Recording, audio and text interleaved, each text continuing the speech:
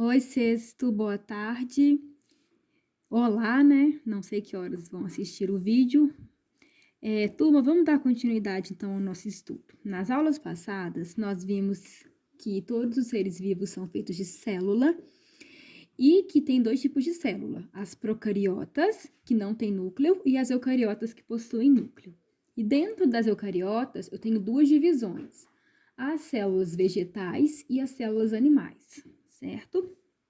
Bom, agora que nós sabemos que todo ser vivo é constituído, é formado de célula, nós vamos pensar um pouquinho em o que é a vida. O que é a vida? Pensa aí para você. O que é a vida? O que define um ser vivo?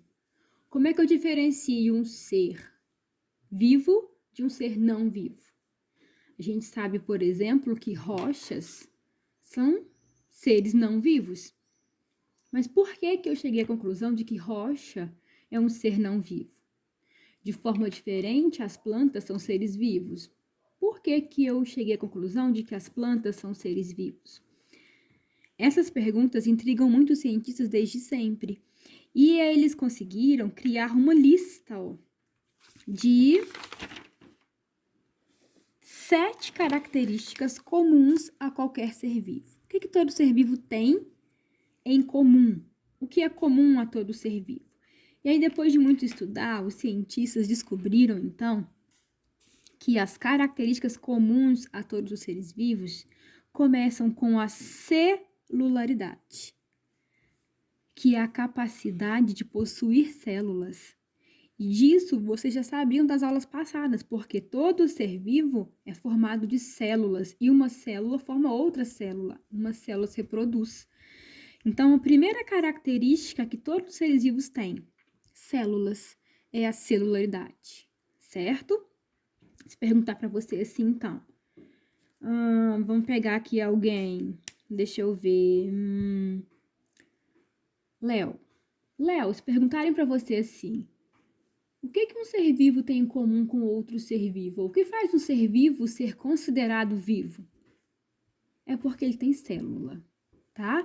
E aí você vai pensar que esse ser vivo, ele pode possuir uma célula, como as amebas, as bactérias, ou várias células e ser pluricelular, como os animais, como as plantas, como os fungos, certo? Bom, outra característica que é comum a todos os seres vivos, turma, é o ciclo vital.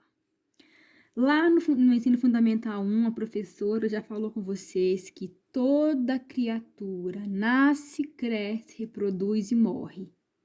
Isso é característica de todos os seres vivos. A gente chama aqui no 6º ano de ciclo vital.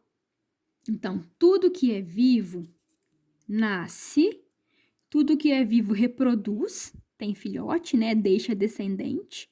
E uma hora tudo que é vivo morre. Todos os seres vivos têm o mesmo fim, que é a morte. Não se assustem por enquanto com a morte, tá?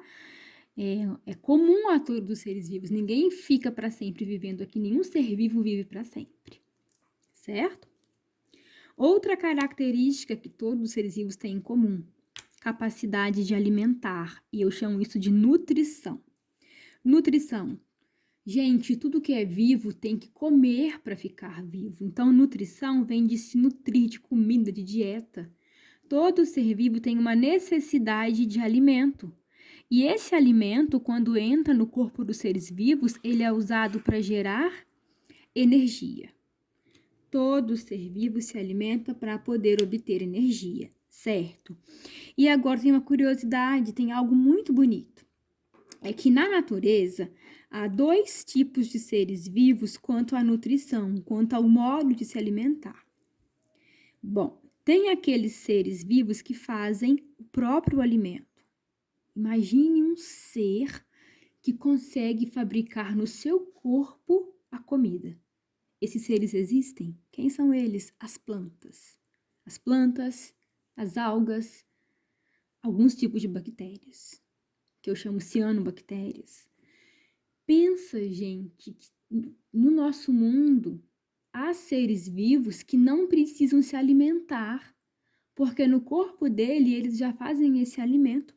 E quem é esse alimento? Esse alimento é um açúcar que nós chamamos de glicose. Leia aqui embaixo o glicose. Como é que uma planta consegue fazer o alimento dela no corpo dela? Consegue através de uma reação química chamada fotossíntese. Foto significa luz. Síntese vem de produção. O que é a fotossíntese? É uma reação química que usa a luz do sol. Olha aqui o fotossíntese. Usa a luz do sol para poder fazer o próprio alimento. Bom, de agora em diante, nós vamos usar muito nas aulas esses termos, reações químicas, tá? Olha como é que está esquematizada essa reação química. Você está percebendo que há um monte de letrinhas aqui e um monte de número, né? Vou explicar para você. Na química, a gente costuma dar nome a alguma substância através de letras, que é chamada de fórmula química. Então, por exemplo, o CO2 é a fórmula química do gás carbônico. H2O é a fórmula química da água. C6H12O6 é a fórmula química da glicose. O2 é a fórmula química do oxigênio. Então, a gente dá nomes para substâncias por meio de fórmulas químicas, tá? Mas não tem que saber. É só para ilustrar para você como é que a planta faz o alimento dela, aqui, ó, que é a glicose. Então, nas folhas das plantas, onde é que acontece a fotossíntese? Nas folhas. A planta pega o gás carbônico, esse aqui ela retira do ar, da atmosfera. Junta com a água a planta vai retirar do solo. Se for uma planta aquática, vai tirar da própria água, né? Mas a planta consegue, turma, unir o gás carbônico que está no ar com a água das raízes lá na folha dela e produzir a glicose, que é o C6H12O6, que é o alimento. Ainda libera pra gente, ó, o oxigênio. Bom, olha que interessante. Então, quando eu digo que há dois tipos de seres vivos quanto à nutrição, aqueles que fazem o próprio alimento, como as plantas, o alimento é a glicose. Você já ouviu falar em glicose, né? Quem tá muito bêbado, que tem que parar na Santa Casa, né? No hospital, toma glicose na veia, para essa glicose reavivar essa pessoa. Porque a glicose é a comida da célula. O que o nosso corpo faz com essa glicose? Energia, para a gente se manter vivo. Então, as plantas são seres muito autossuficientes, que conseguem até fazer o alimento delas sozinhas. Certo? Em contrapartida, de modo diferente, há aqueles seres, ó, vou grifar de verde. Há seres, gente, que não fazem o alimento, não conseguem fazer o alimento no próprio corpo. Esses seres são os animais, por exemplo. E como é que os animais fazem? Já que os animais, eles não produzem o próprio alimento no corpo, eles têm que adquirir esse alimento do ambiente. E os animais caçam, né? Uma raposa caça, uma onça caça e mata para obter esse alimento. Pesca, por exemplo, tem ursos que pescam muito bem, as aves marinhas pescam muito bem para poder adquirir o alimento. Ainda tem outros seres que absorvem esse alimento, como é o caso dos fungos. Sabe um cogumelo? Já viu um cogumelo numa árvore velha, por exemplo? Aquele cogumelo na árvore velha está absorvendo alimento dali de dentro. Ele consegue fazer isso, certo? Então, recapitulando, todos os seres vivos têm celularidade, são feitos de células, têm ciclo vital, nasce, reproduz e morre. Todo ser vivo tem que comer, tem que se nutrir para gerar energia e ficar vivo. E aí tem os seres vivos que fazem o próprio alimento, como as plantas, e aqueles que não fazem, como os animais. Aqueles que não fazem têm que obter esse alimento do ambiente, caçando, pescando, absorvendo. Nós, seres humanos, a gente sabe plantar para comer, né? E assim por diante, ok? Bom, outras características dos seres vivos. Bom, os seres vivos, turma, eles também têm uma característica que eu chamo de metabolismo. Metabolismo, aqui em cima, vou grifar. Cris, o que é metabolismo? Metabolismo, turma, são todas as reações químicas que o ser vivo realiza para poder se manter vivo. Você tem que imaginar que lá dentro das nossas células, dentro dos nossos órgãos, durante todo o tempo, está acontecendo um monte de reação química que mantém a gente vivo.